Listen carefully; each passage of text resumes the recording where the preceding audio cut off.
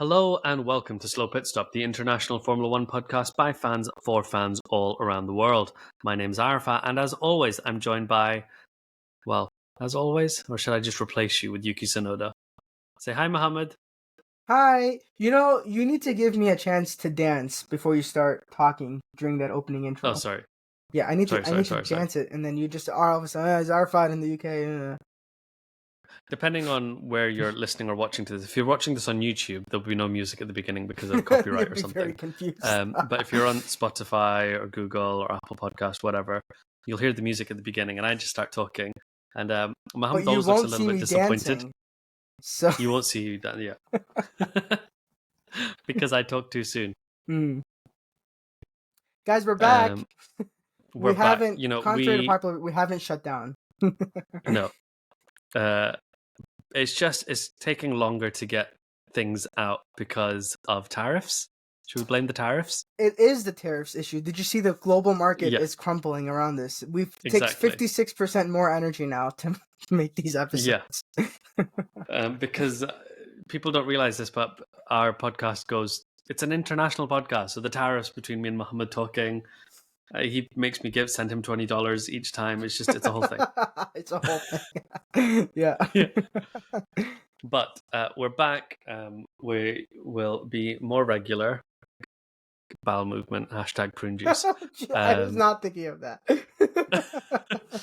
And we're recording today. We're going to be recording tomorrow. We have goodies to open and give away. But we kind of just wanted to talk about the season opener, the first 3 races, how things have been going, and maybe work through things team by team. We'll start with the back of the grid, I guess. On 0 points is Alpine. I was going to say to you, are they having a good season or not? And we'll go through each team. I'll get to the conclusion before we even start. I don't think there's a single team that's doing well this year. Somehow they're all fumbling. Yes. Okay, right? Let's just, before we do that, what has this opening 3 races? Because we're going to talk about all weird. 3. What is this season? I think you said it in one of your messages, or maybe I saw it on Twitter. I don't remember, but it's a bit like, no, I saw this on Twitter. It's like we have all the ingredients for a really good season, but we're just waiting for it to happen. Like, where is it? I know. That's what I texted you. I said this feels like film 2 of a trilogy. Yeah. Like, where is the season we were waiting for? The end of the way the last season ended, with all the Ferrari, Mercedes, Red Bull, McLaren all catching up, and it was going to be this phenomenal thing, and Lewis was moving to Ferrari, and it was just going to be amazing. And like every race has just been a dud. Like, you can maybe point to Australia and say that was exciting because of the rain, but like even before the rain, everybody was in a holding pattern, and then you had that big slip from Oscar Piastri, and then like Lando Norris still won that race, but I don't know. I didn't think that was it. And then China's sprint race was great, but it was extremely boring. Nothing happened. Then the main race happened, and it was extremely boring. Nothing happened. And then Japan, we get to Japan, we're like, yes, we're waiting for Japan. And then even less happened. So bad times. Yeah. So Alpine, right? What's going on with Alpine? Yeah. I don't know. Pierre Gasly has got hair transplants. His hairline looks phenomenal now. That's it. What a guy. Looks good. Him and Lewis became close friends during lockdown. They used to play a lot of Call of Duty together, so Lewis must have referred him to the hair guy. Do you think they went to Turkey, or do you think they stayed local and got it done somewhere? If I had unlimited money, where would I get my hair transplant? No, but Turkey is very cheap. It's like, well, everything's relative, right? Well, it's not very cheap. I know most people go to Turkey. Yeah. Monaco, because it's transplant. But I think it's good quality, though. It's like, it's $5,000 that includes the flight, so it's cheaper if you're in Europe. And they do everything for you. The procedure, they do, like, you don't understand. $5,000 is an ambulance ride in the United States. So for the cost for me to get to the hospital, I can fly to Turkey, get hair transplants, come back, get put up in a hotel. Very nice. So La Clinique Monte Carlo, based in Monaco, with all its website in French, does hair transplants. Make an appointment. You can WhatsApp us. Let's see. They WhatsApp them prices. a consultation and send them a picture of both of us, and say how much money to fix these hairlines. How much money to fix this? Everything's in French. You don't have I don't know enough, what anything sir. means. You don't have enough money to fix those hairlines. Google, translate this. Laser surgery that's been practiced for 10 years. Blah. Oh, I'm looking at eye surgery. Anyway. They'll fix my eyes, they went too. here. Nice, yes, okay. they'll do your eyes. Oh, hair transplant. Hair transplant. Click. 100% natural appearance. You think he's got final results take between 9 and 12 months. He's definitely done it on the off season. That's where you can tell it's not grown in yet. But it looks good. Yeah. Honestly, they've done a good job because his hairline was receding before. You could really see it. I mean, I'm not gonna expose me and you for the whole world to see, but we've got receding hairlines like most men. And his was pretty bad, and it's very good now. You know, he's got the lineup. It doesn't give prices on this website. I suspect if you need to ask for a price, you can't afford it. You're not gonna afford it. That's why when we said how much to fix this, they're gonna respond with you can't afford it. Yeah. I have a better question. What is Alpine's goal for the next 3 races? I don't know. So I watched Drive to Survive recently, the last season, and Flavio is more unhinged and evil than last time. And I don't know what's happening with Jack doing crashed in Australia, P13 in China, and then crashed in Japan with his DRS Open. There was all this stuff online, like he tried it in the simulator that, you know, he could take the corner with his DRS Open, and because one person reported it, it then started appearing on all these other things. Yeah. Like obviously official websites, you know, BBC, Sky F1, ESPN, whatever, they didn't report that nonsense. But all these other internet outlets did. Do you believe it? No, because one, as he crashed, he was confused. He was like, guys, what happened? And it's like, you didn't close the DRS. That's what happened. If he had planned on that, he would have been like, hey, guys, that didn't work. Secondly, if he was planning something so insane, I think he would have done it at a lower speed to be like, let's see if keeping the DRS open works. Not, let's do it at full speed and see if we're fine. He'd have been like, yeah, let's do it at a lower speed. But no, I don't think he was doing that. Because if that was going to work, you would have seen lots of people trying it, Verstappen and all of that. So I think that was nonsense. I think Flavio's more evil than ever. I'm worried for Jack just because of Flavio. But he's outlasted Lawson. Yeah. Yes, he outlasted Lawson. That's the craziest thing of the whole thing. Somehow, like before in our preseason thing, we were like, how many races is Jack doing in Formula 1 for? And the answer is more than Liam Lawson. Who would have seen that coming? I don't want to jump to Red Bull, but that's just like blows my mind, the start that Liam Lawson has had. But all the rookies really have had interesting starts. I mean, yes, Hadjar has scored points at Japan. Good for him. But like on total, except for Kimi Antonelli, they're all kind of struggling, and it's but I don't know what else to expect. But I don't know. Is Williams next? Yeah. Can we talk about Williams? No. Should we go into the next team in the constructors? Who's the next Williams team? is a bit down the way, actually. Ooh. The next team that we're going to talk about, I've labeled them here on my little piece of paper as Kick Sauber Steak Audi. Because I don't know what they're called now. But they have 6 points. Was the steak real, by the way? I didn't see it on the track. Was that an April Fool's thing? Oh. The steak livery? Yeah. So for people that don't know, there wasn't anything on the track. On April Fool's, they put out a picture of a car that looked like it was covered in steak, like Wagyu beef or something.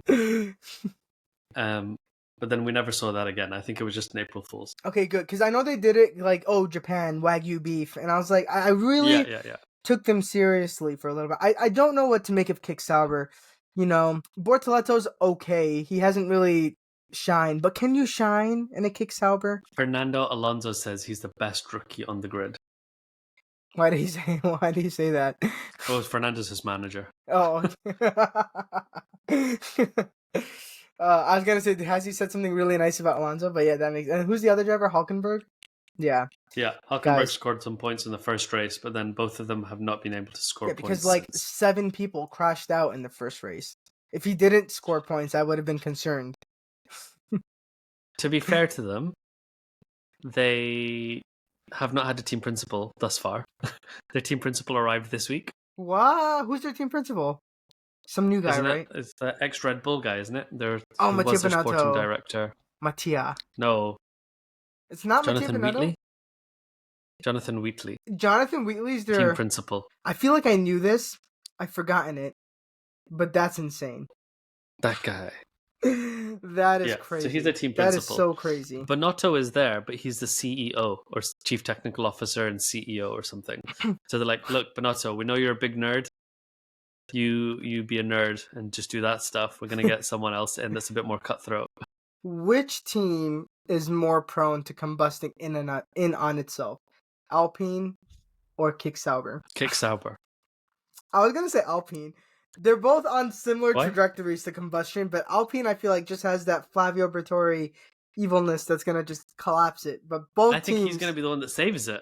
Oh, I think really? he's going to do dastardly things and like project them forwards. The car looks the Alpine looks so good. But it's so slow. Well, you said this once a couple years ago. You're like, it's going to look really good as I wave at it passing by. Oh, Aston. Yeah, Aston Martin, when they came out with the new green, I was like, this looks incredible. It will be very slow, but it looks incredible. That's the Alpine. That's, I have no opinions on the Kick Sauber. To me, the team doesn't exist. I wish they were Alfa Romeo so they could at least be something. If they're Alfa Romeo, I could be like, I don't like this Kick Sauber steak. They change their name depending on local gambling laws. Ridiculous. For the country that they're in. Somebody online was like, it tells you, what stage of dying capitalism, a sport is in based on how many ads they have for gambling and for crypto. And they pointed to the American NFL as an example. And at one point, a couple of years ago, there were so many crypto ads in American NFL. It's not anymore. Now it's mostly beer and stuff like that, and insurance. It's a lot of insurance. But now in Formula One, it's I know there was a lot of crypto before, but it's still there, gambling in crypto. How can crypto teams buy out entire teams? How can you have a stake Formula One? How much money are people making in gambling and in crypto? I don't understand it, Crazy. At least, hopefully, once Audi comes in, all of that nonsense will go away. It's going to get worse. It's not going to get better. It's not getting better. Should we go on to the next team? Yeah, is it Williams? No, the next team is Racing Bulls on 7 points. That's another gorgeous team. Gorgeous colors. Best looking car. Yeah. On 7 points. Insane strategy. Who's their team now? It's Liam and Isaac. Hadjar. Yeah. Yeah. Isaac's not bad. It's just hard to see, is he good? He had a great race in Japan. Yeah. He qualified well, which is the key. Because in Japan there was no race, No, there was not. I don't know who told you that. Procession. Yeah. But he qualified well, and he made that work for him. And Yuki, I think, was putting in good performances before he got moved. I don't know what Liam did in Japan. I think he finished somewhere near the bottom, like P19 or something unremarkable. And again, I don't know what Racing Bulls' goal is either. It's kind of like what did Adam on our podcast said something, and she's like, anything good that Racing Bull produces will just get snatched up by Red Bull. So they'll never have the chance to succeed. I was thinking about something. Mm-hmm. It's a bit not related to racing, but it's relevant. You know how Red Bull, when they came into the sport and when they were winning with Vettel and stuff, they were super young and they were disruptors. McLaren was very prim and proper and people wore suits, and Red Bull were in their purple hoodies and things like that. And Christian Horner was the youngest ever team principal. He was younger than I am now when he started or something. Wow. So they were all the young people coming up against the establishment. The problem now is 20 years later, they are the establishment, right? Yeah. And I was thinking about, when they launched their car, they had that video of all these street racers and things like that. I was like, as a video, it's pretty cool. Actually, that's not the vibe that Red Bull gives off anymore. Verstappen, nobody thinks of Verstappen as this young guy that's sticking it to Ferrari. Yeah, it's and like Lando now, actually. Yeah. So I think Racing Bulls should be marketed as the cool one. And Red Bull should just accept that they are a grown-up team now. I think it kind of is like that. And even look at their livery is more colorful, it's more vibrant. Red Bull doesn't change the livery. They're like, they're taking the Ferrari approach. We are Red Bull. Yeah. We are Red Bull. We do things a certain way. Racing Bulls, however, they change their livery all the time. They have fun. All the time. They do fun videos with the social media. Drivers. They're so good at social media. Yeah. That's kind of the approach they're taking. The thing is, they'll never challenge the establishment, and that's the sad part. We could have a more in-depth conversation about whether Red Bull deserves a B team, but I know everybody keeps talking about that online. Oh, they do not.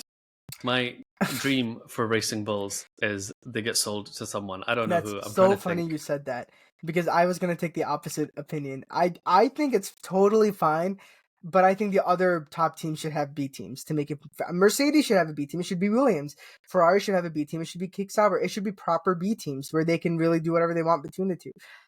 I think Aston Martin can have a B team. It could be, I don't know, whoever they want, Audi or something. But okay, yeah. Counter offer: nobody has a B team, but every team gets 3 cars. No, the track is gonna get too crowded. You want me to pay attention to 30? Had that many cars before. 30 cars, 30 teams. Yeah, that's fine. When I remember, like when it was 26 cars, it was fine. There was no problems. You clearly didn't watch Lando Norris and Max Verstappen getting out of the pit lane together. The one good part of the Japanese race. Okay, I saw that. Now imagine 3 cars. Now imagine 6 cars all exiting at the same time. Higher chance of crash. More interesting. Okay, fair. Let's do it. Everyone gets 3 teams, 3 cars, and no B teams. But the third driver is purely there to run it as a practice session. You just collect data. The other 2 will race, and you just collect data. Yeah. I think we should do that. Should we go into the next team? Yeah. This is so funny. What do we have to say about the back of the grid? Like, I promised the listeners we're gonna be more interesting when we get to the front of the grid. So you keep asking about Williams. Yeah, is that Williams? Williams has to be next. No, the next team is Aston Martin with 10 points. Sir Lancelot Strulovic.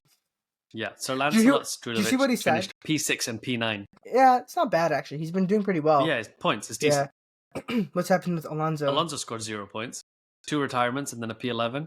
2 retirements? I feel for him. Yeah. You know, what were you going to say about what Lance Stroll said? I think sums up Aston Martin's start to the season. Somebody asked him, like, one of the F1 the journalist said, over the winter break, one of the Formula 1 drivers told me that you can often tell how the season's going to go within the first 5 laps of driving that year's car. Would you say that's accurate? And Lance Stroll looked at the camera and he was like, sometimes you can tell within the first lap. And I think that tells you everything you need to know about how Aston Martin's going right now. Wow. I think they've deliberately come out and said, though, that we've not used a whole bunch of our wind tunnel time. We've deliberately not developed because they wanted to wait for Adrian Newey to be there. So they're like, we've saved tokens or points or whatever it is, what the system is. However much they're allowed wind tunnel time, they've saved it up. Does it with roll the over? idea of Adrian? No, it's just for this year. Yeah. Oh, so they use it later in the year when Adrian Newey shows up. So rather than using it over like January, February to develop the new car, they were waiting for it, and the plan is to use it later in the year once Adrian is there. And I think with the idea of technically improving this car, but developing things for the next car. Yeah. That's really, like, Aston Martin are really putting everything on 2026. They're sort of given up on this year before it even started. I would be laughing in their face if I hadn't seen McLaren do it a couple years ago, right? Like 2021, I think, or 2022.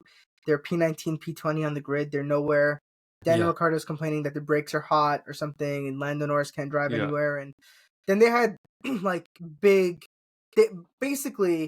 had a very clear roadmap how to make their car faster. It just took them time.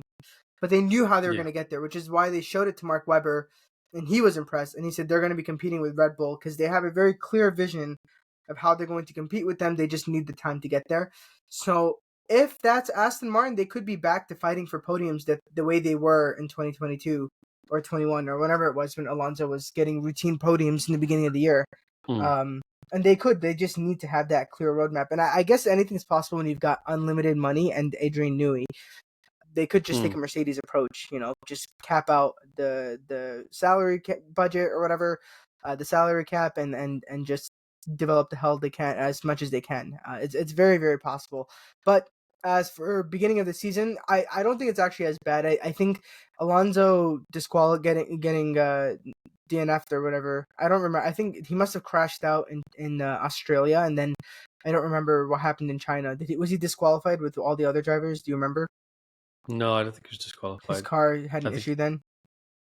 So that's just unlucky. But that doesn't necessarily speak to the quality of the car. It probably is actually somewhere behind whoever the fourth best is, either Ferrari or Mercedes. It's probably somewhere there, which is where they were last year. So it's not terrible. They haven't had a terrible start. They won't be happy, but it's not terrible. No. But you're right. Nobody would be happy with how the season's been going. Yeah. Next team, so you want to talk about Williams? Yeah. Well, the next team is Haas. Bro, I was so sure. I was so sure it's Williams next. I was like, oh, why has he just brought up Williams? I was going to do a fun thing when it's Williams' turn. No.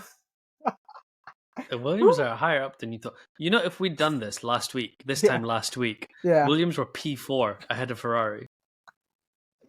Oh my goodness. Alexander Albon. He had to prove something, and he did. All right, Haas.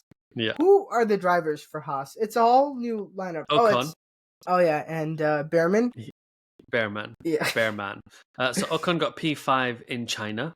Because the everybody last time crashed. Haas finished P5 was Bahrain 2022, and their best ever finishing position is P4. So that was a really good result for Haas.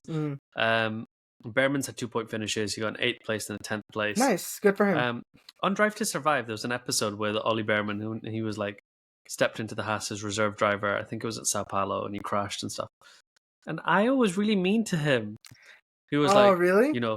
Races like this, it's about survival. We told you to just keep it on the track, and you didn't do that. Why did you crash? You need to be better.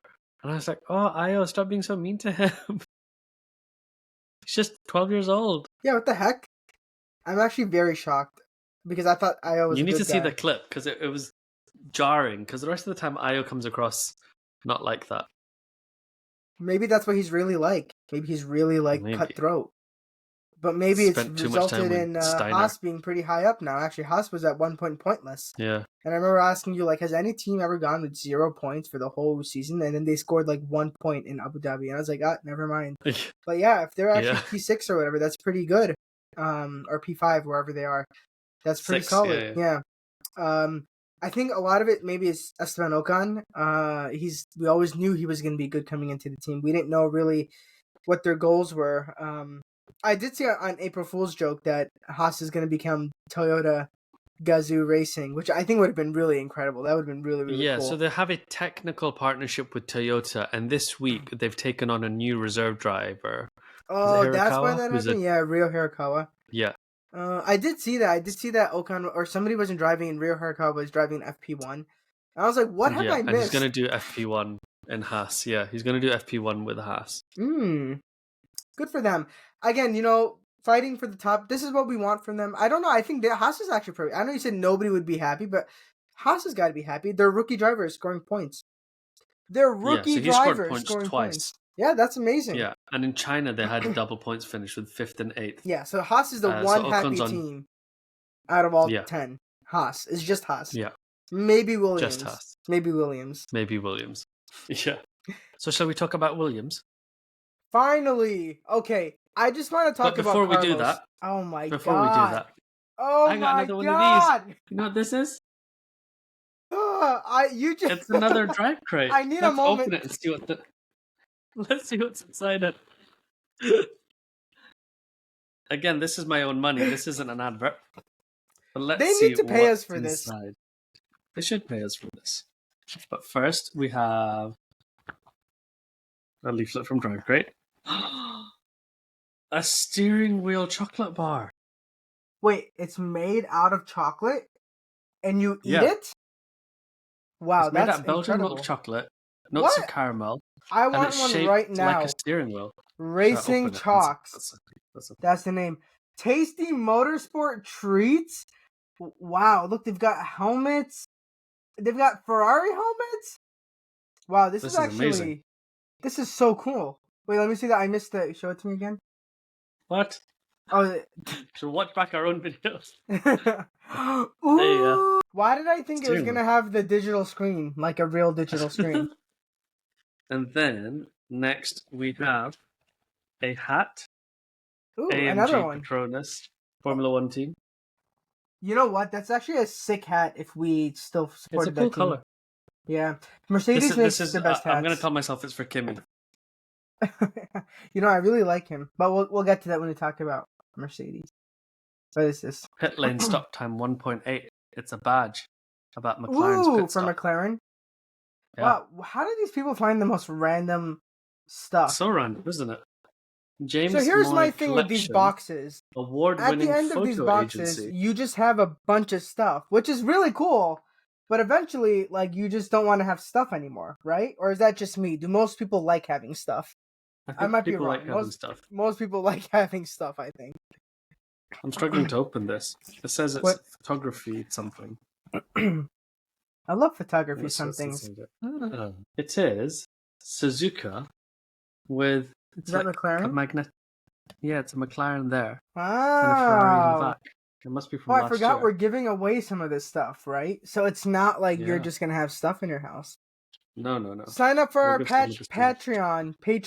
Okay, I want to see how many people have signed up for our Patreon. Patreon.com/slowpitstop. And we've had not enough people. Guys, if you sign up for our Patreon, you will be guaranteed to get some of the stuff that Arafat has received. Whatever he doesn't want for himself. It's like a map of the world, and you scratch off the races that have happened. Like, you know, with the coin, you can scratch it off. That's so cool. I would do it for, like, the races I've been to, because that would be really cool. Because then it's like... So you can do it both for the races on the side and the actual map as well. So you could do do the map of... We could do where people listen to us from. Yeah. That's what we should do. Do we have any listeners from Baku? I don't think we have Baku. Yeah, I don't think so. Looked. So we've had Ivory Coast, we've had Ghana, Nigeria, Zimbabwe, South Africa. Wow, how exciting. I like that. That's the coolest. That is really cool. And now I shall let you talk about Carlos Sainz. Oh, Williams. Okay, Williams, guys. So, there's two aspects to the story. One is the team, and two are the drivers. The team is pretty much where they want to be right now. You know, James Vowles took over. He oversaw a complete overhaul, a revamp of the way the team operates. He's like, let's ditch the Excel and, you know, the other random things, you know, the little, like, labels. Let's stop putting little labels on everything and get, like, a real cataloging system. Let's stop, like, you know, honor systeming, you know, reimbursements, and let's have, like, a real accountant, and let's, you know how the bottom of the car, you're supposed to have aerodynamics? Let's actually do some of that instead of leaving it blank. So he has put this team on a trajectory, and we've all been rooting for him. And I think nobody expected them to be challenging for the championship. I think that was unrealistic. I think what people had really wanted was top of the midfield, maybe picking up the additional podium whenever, like, somebody gets off. And I remember we actually talked about that because we were like, oh yeah, I remember those days when Valtteri was on the podium before he came to Mercedes when he was in Williams, right? What was it, like, they finished 16, third in the 2015? championship. Yeah, that's incredible. That's where we wanted Williams to go. And you talk about the depths of despair that was Claire Williams's managing ship of the team. That was like when it was the worst. And so we're on that track, and I think Williams seems to be the best of the midfield. I know we talked about Haas. It's maybe between them two. Esteban is doing a lot for that team. Ollie Behrman's been in the points. That's really good. But that's good trajectory for the team. Let's talk about the drivers. If Carlos was Lewis Hamilton in Ferrari, the discourse would be disgusting. It would be so anti-Lewis. Everybody would be telling him he needs to retire. He's lost his touch. The move to Ferrari was a waste. All sorts of things. And yet Carlos has, what does he have? 1 point or 0 points? I think 1 point. 1 point after disqualifications to other people. And Albon has 18 points. And yes, it's not fully fair. Yes, he disqualified and he crashed his car in Australia. But Lewis, hasn't had a great start to the season either, which we'll talk about that in detail. And yet the amount in which Albon is showing up Carlos Sainz right now is just so crazy. There you have to have, a buffer, at least half a season buffer for him to get used to the car and get used to the team. But I don't think any of us would have expected it to be such a huge difference where Albon is absolutely getting the most out of the car for the first weeks. That being said, and here's the last thing I want to say about Williams, and I'll let you chime in.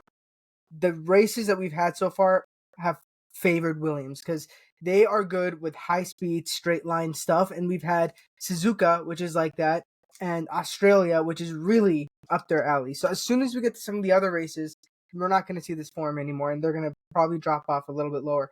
But for now, when they're in their element and Alex is in his element, he's doing great. The team is doing great, and it's just shocking to me about Carlos. Yeah, I feel for Carlos. I wanted him to do a lot better. I'm gonna reserve judgment for now, but I think he's got a lot of work to do. When we get to the end of the season, we'll look back and be like, he did a good job. He's not going to have done a good job. And I believe he's capable. Like, I think he did a really good job at McLaren. He did a good job at Ferrari. I think he has the ability, but it's just not come through yet. And for whatever reason, it's not working for him. And so the next thing I want to talk about, but I guess we'll wait till Ferrari. Although now that I think about it, Ferrari's probably next, isn't Ferrari's it? next. It's Ferrari now. Williams Jesus. is just behind Ferrari. God. Oh, Lord. Do you know what I've written in my notes? What? The first line next to Ferrari, I just wrote, "Welcome to pain." It's been pain, hasn't it? Australia? You didn't watch Australia, did you? So you missed the conundrum. So I watched the first half and then I fell asleep. Yeah, which is the right move, the absolute right move. So to recap for our listeners who it's been a while, and also for Arafat who didn't watch it, it's wet and it's getting dry, and that's the best kind of race because you can see, when is the right time to pit, when is not the right time to, when do you switch from inters to slicks, blah blah blah. So as it's drying out, there's one shower of rain, and Ferrari decides initially split their strategy, so everybody pits, including Charles Leclerc, and Lewis goes up to, first he's in second, and then he goes into first, and he's leading the race. He's P1, and you think, okay, this is risky because he's on inters, or he's on slicks in the rain, but the rain is supposed to be temporary. It's supposed to be 2 or 3 laps, and then it's going to stop raining. If he can survive for 2 or 3 laps, then he's got this. But then inexplicably, Ferrari decides to pit him anyway, and any chance he had of holding out, managing his tires, surviving a little bit, getting a podium out of it is completely gone. And him and Charles are now both out of the points. And it's just like the most pain. And then we get to China. And China, yes, we have the highs of Lewis winning the sprint race. And you think, wow, we're so back. This is it. This is the best. And then you get to the lows of disqualification based off of a technicality. And it's like back to, again, the board being toothed. And that was the reason that him and Charles were disqualified in Austin a couple years ago. And you're back to like, what is happening? But that I don't think you can really blame on Lewis, who basically qualified and stayed where he qualified in that race. Maybe I think he made up one spot. And then coming to Japan, he makes up the one spot. He overtakes Isaac Hadjar. And then, the top 6, 7 don't really move from where they are. And he's just stuck there. So I don't know if it's a fair assessment of him in Ferrari because the races we've had so far have been difficult to overtaken. Australia, China. You see when he won in China, nobody could overtake. Nobody did overtake. It was just him in China. He just led every lap. So I feel like if this is the season so far, then it's not going to be good for Lewis because doesn't have his qualifying form down, and we'll just have to watch him get comfortable with the team. But if we have races where we can overtake, I think maybe we have a shot. What do you think? I think the bit that should help us keep positive is that, in Japan he had a compromise setup. He had the car higher up than he wanted because they were worried about having the plank error again. He's also spoke about, we've identified a part in the car that's not working as it should be. We're going to get that fixed. That's probably going to give us a 10th. So, and whenever people talk about, oh, he's struggling or this or that, he's like, no, it's rubbish. Like, it's all part of just learning a new team and stuff. So I'm like, yeah, do you know what? I think things need time. Things will improve. The one thing that worries me is, next year they're going to have the new engines. So they're not even introduced the new engine yet. And some teams have started talking about, oh, why don't we bring back V10s? And on the Jose Hayward blog, he was talking about this is probably just a distraction from teams that haven't done a good job for next year's engine. So are already talking about the next engine rule. So Mercedes are like, well, we'll keep an open mind, but not really. Like, we've not even tried the next engine. Why are you talking about the regulation after that? Audi are like, no, we put everything into the next engine. We don't want these V10 things. And Red Bull and Ferrari are about, hey, what about V10s? No! So I can imagine, yeah. So that's my worry, that Ferrari have botched the next engine and are already now trying to get the rules changed to be like, hey, what about this V10 thing? The only other thing that I can think of is Ferrari a couple of weeks ago, Ferrari Automobile, not Ferrari the Formula 1 team, put in a patent file, whatever, for like a new type of V12 engine, where instead of circular pistons, it's like cylindrical. And I'm like, not cylindrical, what's it called? Like oval. Because it saves space. And so there's a bit of me that's like, oh, they're like doing really exciting, interesting things with engines. But they're also like, why don't we use V10s instead of this like complex thing that you've decided for next year? So it's sent all sorts of nervousness into me for next year. My next question is, what realistically should our expectations be for anyone who moves to a new team? Because, like, in the olden days, so Lewis, when he moved to Mercedes, yeah, when he moved to Mercedes, he won one race that year. But then otherwise, I think he was P5 in the championship or something. I wasn't born maybe then. Yeah. So I think for Lewis to get one win this year is what we mark as success. Well, he got it. If you count the sprint race, if you count the sprint, yeah, it's debatable, isn't it? Before Lewis ever getting that, I was like, sprint is pointless, sprint is stupid. Since Lewis won, I'm like, sprint is actually, if you think about it, more important than a Grand Prix. Yeah, of course.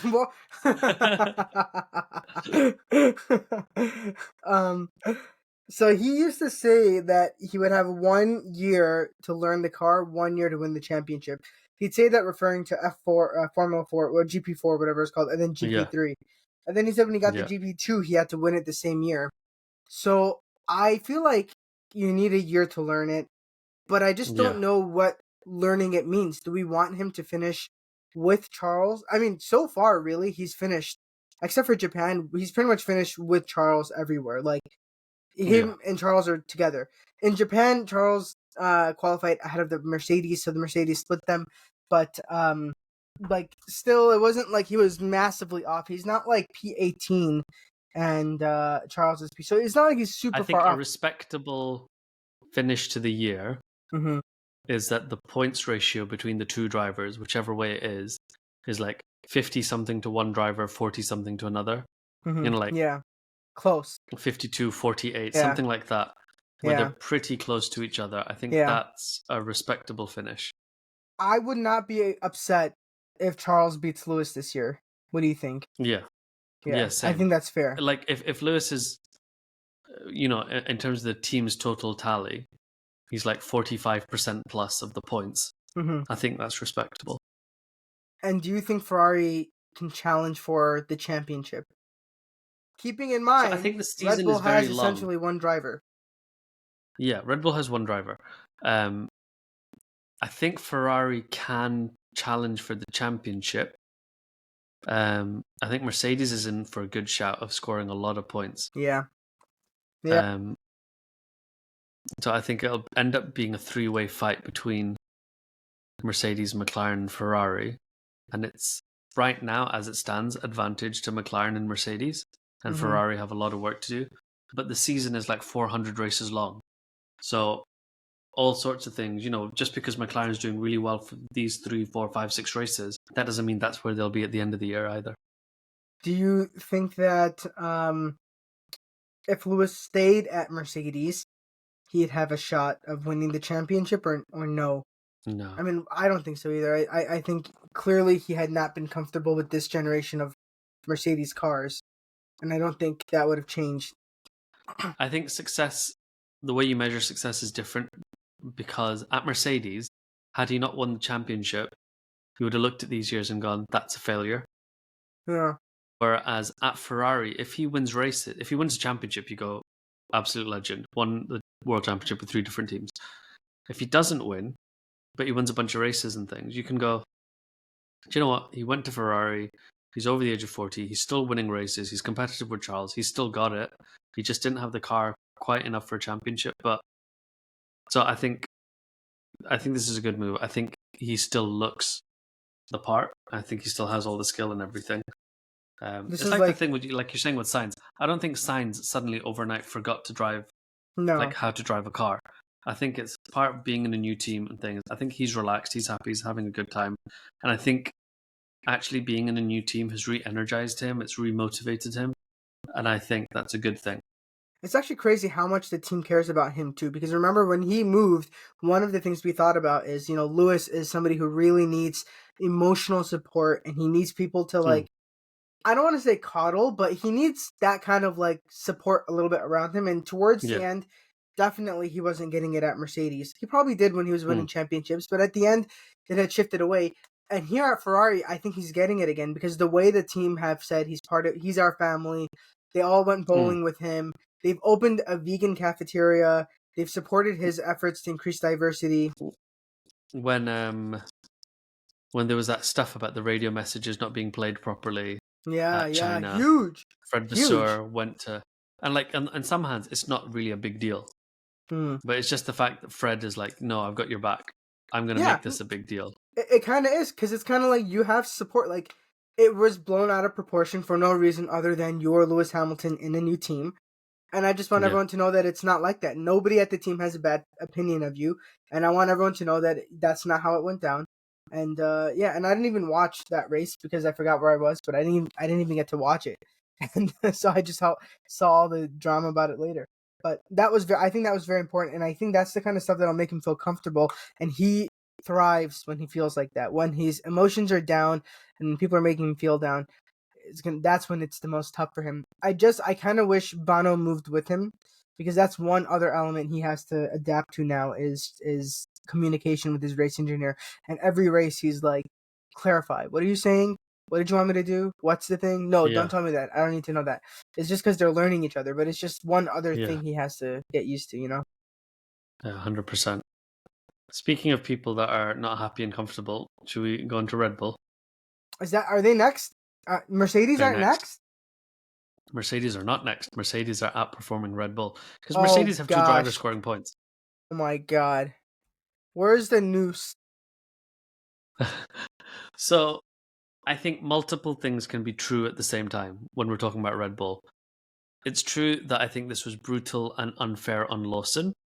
I think it's true that this is a great opportunity for Yuki, and I think Yuki deserves this. And it's also true that I think this is a high risk move for Yuki. I think, do you know what I mean? So I want this for him. I think he wants this. I think he'll hopefully do well, but I think it's also highly risky for his career as well. So I was too much of a baby Formula One fan when the Pierre Albon thing happened. How does this feel different to you? This is different because it's 2 races, right? That's insane. And that's to go from the winter to be like, yeah, this guy, and everyone's like, so why didn't you pick Yuki? And they're like, oh, because he's just got so much more potential, blah, blah, blah. And then 2 races, it's not like they're like, well, we'll give him a year, see what happens, or up to the summer break or something. And so, okay, now they want Yuki in the Red Bull, but they didn't give Yuki any of winter to prepare or any of that stuff, seat fitting, blah, blah, blah. And it's bizarre because they've got a junior team. They've got this whole junior program. They should have the best like opportunity with driver lineups. And I think part of the problem has been linked to how they manage things. I think Red Bull is a victim of its own success in that it's obviously been very, very successful. They're good at a lot of things, strategy, building cars, whatever. And for a variety of reasons, people are leaving. I think, they're successful people. Other teams want them. Jonathan Wheatley has left. He was a sporting director. He's now team principal. Adrian Newey has left because Christian Horner was having a situation with his personal assistant. Rob Marshall, chief engineering officer, he went to McLaren after being with Red Bull for 14 years, January 24. Will Courtney, head of strategy, has moved. And Lee Stevenson, chief mechanic, to Verstappen. You just memorized this, or are you reading off of something? I'm reading. I wrote this down. Okay, I was going to say, that's very impressive for you to just know that. Yeah. So all these people have moved. And if you're part of a successful team, other teams are going to come and be like, hey, you were like the deputy, whatever. Do you want to come to our team and be the boss? We'll pay you more, blah, blah, blah. People are going to say yes. People are going to go. And I think Red Bull is slightly falling apart and needs to rebuild itself. And the decision-making is a little bit erratic and insane. I think when Dietrich Mateschitz was alive, he kind of unified the different political parts of Red Bull. Whereas now, I think people are making decisions to protect their camp. So, and it's like, the smart thing would have been for Sainz to be in that car with Verstappen, right? But there's a camp that Red Bull have always done this, a clear number one and a clear number two. And they've been using Toro Rosso, or whatever it's called, to develop and find a number two driver, which, if you think about it, is a weird thing to do. Like, we need a driver that's good, but not too good, because we don't want tension in the team. So I think they're causing problems for themselves that way. It's poor decision making, and Christian Horner wanted Franco Colapinto. At some point, they were having discussions with Nico Hülkenberg. They wanted him to replace Perez because they were like, this guy will be a perfect number two driver. And I think because different camps were like warring, they were like, fine, we'll just go with Lawson then. That's how I've always been treated in my life. Fine, let's just go with Mohammed. Yeah. I'm like, yes, they picked me. Yes. I'm never anybody's first choice, but I'm always everybody's second choice. Yeah. I think I agree with a lot about what you're saying, and I think teams get to a place where, outside of Formula, in any sport, you get to a place where you realize you're stagnant and you have to rebuild. This happens in any sport, and I know, like, in American football, teams do it all the time, where they get to a place and then they'll maybe even they have won multiple championships, and then some of their people retire, people leave for other reasons, they get stolen by other teams, so then they say, no, we need to rebuild now, and they bring in new talent and they rebuild their team. And I think Mercedes had to do that, and I think Red Bull now needs to do that. And my theory with Mercedes back then was that Toto Wolff should have left. After 2 years of not turning the car around and not bringing on a good direction, he should have stepped down and the new team principal should have come in. That's kind of not, I mean, they're doing pretty well now, so maybe I was wrong. But I don't think it's a bad idea for Red Bull to try to rebuild. And I think Yuki was the right move from the start. Either him or Carlos Sainz, really. Yeah. But I don't know, the two race thing is brutal. However, I also remember you once saying they should have binned Bottas and put George Russell in the car that year in 2021. Yeah. And Lewis would have won, which maybe is true. Maybe they should put Bottas in that Red Bull. That's who they need. That's actually pretty solid. Bottas is just doing nothing. I felt so bad for him when Mercedes said, "Oh, if you're going to be our reserve driver, you can't do all the cute fun stuff anymore. You have to be serious." I was like, "What are you talking? Why? He's doing so much fun stuff." How good was that video of him like on the roller coaster motorbike thing? Oh yeah. He's having fun. That's so good. He's having a good time. I want Russell to get sick, and I want Bottas back in the Mercedes. I think that would be really nice. Can you imagine that again? It would be so nice. So and then good. imagine he gets on the podium, And imagine Lewis is on the podium, and imagine we get Hamverbot, and it's oh my god. That'd be so good. Festing. Okay. Yeah, Red Bull, they've got a good car. I think it's a tricky setup car. And I think some races we'll see them do really well. And I think Max Verstappen's going to outdrive the car as usual. But I think it's too early to make a statement. His performance in Japan was like he was. I saw this figure of like, you know, how many races Verstappen wins a year, and it used to be like 2, 3, 2, and then suddenly it became like 9, 10, 4,000. And actually, you know, those seasons when he won like 2 or 3 races, like he wasn't in the fastest car. No, and I think some of those were his best performances, and Japan is in that same league of he's not in the fastest car, but he's out driving it. And yeah, we were talking about the 2012 season last night, and like, you know, most drivers that year won 2 or 3 races. I think Vettel won like 5 and Lewis won 4.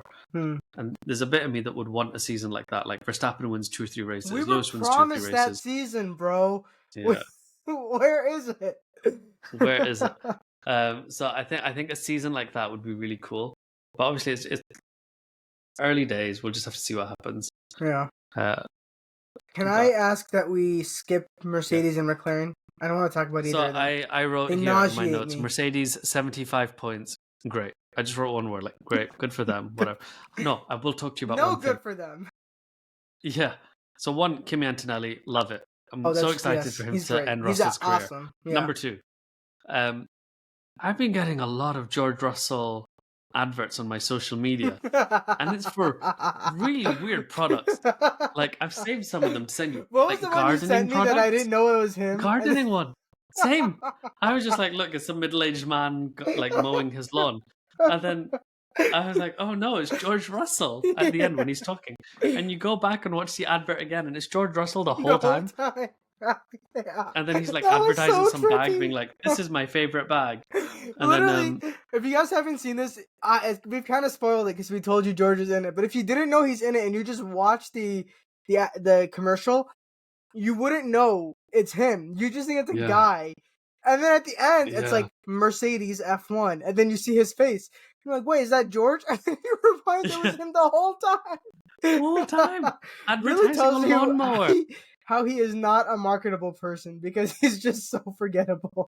It's so weird. The stuff he's having to do now for marketing. The other one you sent me, the mouse case, you know, that frustrates me because I got into mouse, the case brand, for a long time ago. They did this thing where they'd go to different college campuses in America and they would challenge college students to break their phone while it's wearing a mouse case. And they'd say, do anything, throw it from any distance, throw it off a building, throw it into a car. Like, they used to do these, and the videos would go viral. And I would watch them when I was in college, and I'd be like, wow, that's so cool. So for a very long time, I had a mouse case, and I used to literally go and chuck it down the road, and you know, if I was in a parking structure, I'd throw it down a floor or something and be like, you know, and my phone was fine, but the case got destroyed. Yeah. But now, after Lewis leaves Mercedes has partnered with Mouse to make a Mercedes mouse case.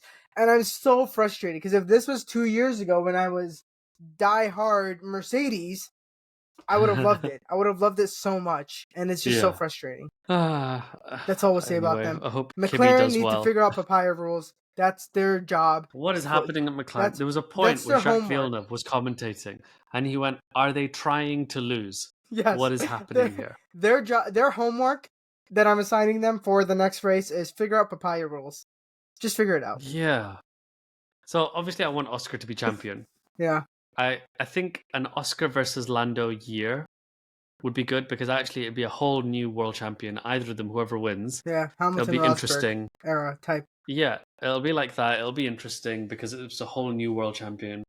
I'd be on Team Piastri just because I like him all more. Of us. But does Lando have any fans that aren't teenage girls? I don't know. Yeah, maybe. But the Verstappen thing is interesting because I would have written Verstappen out, you know, before Japan. I would have said, look, Red Bull just not competing. But since Japan, I'm like, do you know what? He kept it close. Verstappen has kept it close. McLaren will find a way to lose it for themselves. I think they'll win the constructors, Yeah, no problem. Can McLaren will win the you constructors imagine this if year. Max Verstappen wins this year? It would be the biggest fumble of ever of Formula One. Exactly. I'm gonna come back to this clip, this episode. If Verstappen wins, and I'm gonna replay this in the end of the year thing. If Verstappen wins, it'll be no words. I'm wearing a McLaren shirt right now. I will burn it. Biggest problem will be Christian Horner will feel justified in his like number one driver, number two driver thing, because he'll say, "Look, McLaren took too many points off each other. One of those drivers should have won it. They took too many points off each other, and my guy has scored 100% of the points in this team and won." Let me tell you this right now. If Verstappen wins a championship this year, I don't even have words. I can't even say that. I was so sure, before Japan, that it's not going to happen. He's 1 point behind Lando Norris. 1 point. Yeah. He was like 50 points behind Charles Leclerc in 2022, and he won that championship. He's 1 point behind Lando Norris. That's why I'm like, you can't write him off. It's stressful. But the other option is that him and Lando start fighting each other, crash into each other, and Piastri just wins everything. I would take that. If that was Lewis, 1 point behind Lando, we would say he's winning. Yeah. You can't discount Verstappen that way. You have to put him in the same category. Yeah. Verstappen's winning. Yeah. Joy. Where's the next race? That's Bahrain. A really dry. Now I'm so depressed. Where is our next race? We're going to my Bahrain. Thing is in order. Bahrain. So there's Australia, then China, then Japan, then Bahrain, then Miami, Saudi, and USA. Hashtag allies. And then the tariffs. Italy. The tariffs. Tariffs. I haven't seen the effect of the tariffs yet. When do you think it'll hit me? In the middle of this podcast. This podcast is brought to you by Donald Trump's tariffs. Now, 15% more prices on everything. On everything. This podcast was free to you on Spotify and Apple, but now it's 15% more expensive. Well, this is the interesting thing. Like, services and entertainment industry has not had any tariffs on it, which is bizarre because they've only looked at what the goods do they export, not other stuff. But anyway, what do I know? Okay, I'm gonna start venting about non-Formula One stuff. So let's finish it there. We will be back. We're in the middle of a triple header. We'll be back sometime after Bahrain, or maybe we'll just do this podcast every 3 races from now. Maybe this is the future. Yeah, I don't know. I hope maybe this is the future. Recap. Guys, every 3 we all races, had a very good reason not to be recording. Okay, Arafat and I could not link up. We tried very hard. It was impossible. But it took so long that I essentially forgot what you looked like. It's true. When I came on the podcast to start this episode, he was like, "Who is that?" Oh.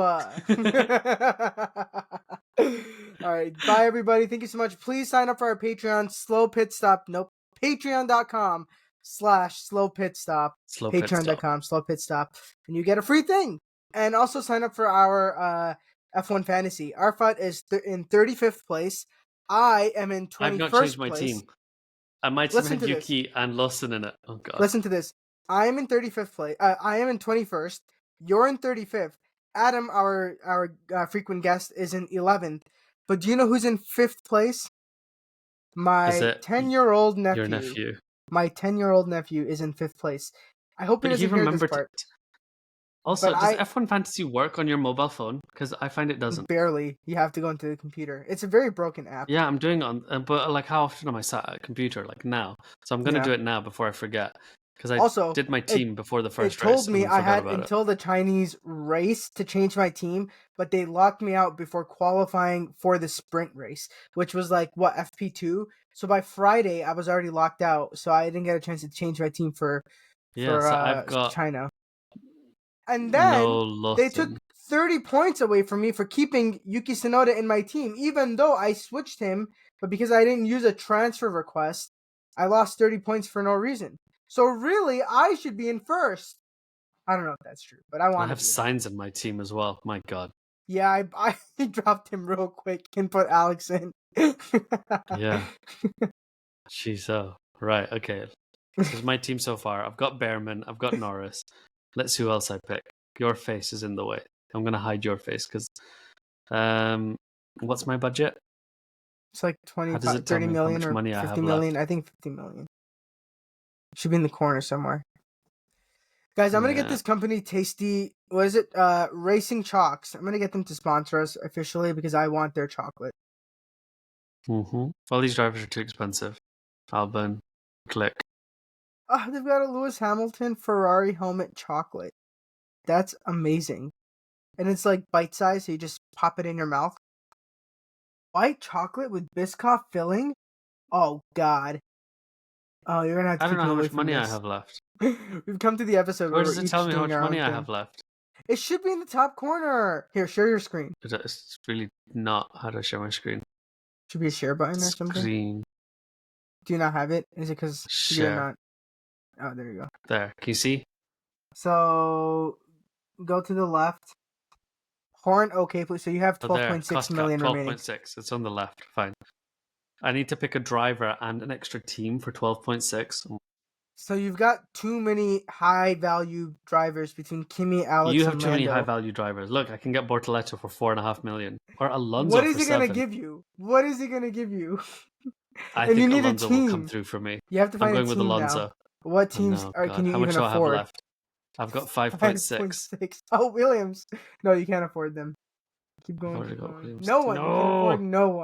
You can afford no one. Put your Bortoleto in and throw in who's the cheapest team right now? Kick Sauber. That's your team. God. Right, Racing Bulls. I think they'll do well. And now I need a driver. So how much do I have left? 4 million. Really, there's no driver that's that Isaac cheap. And Liam?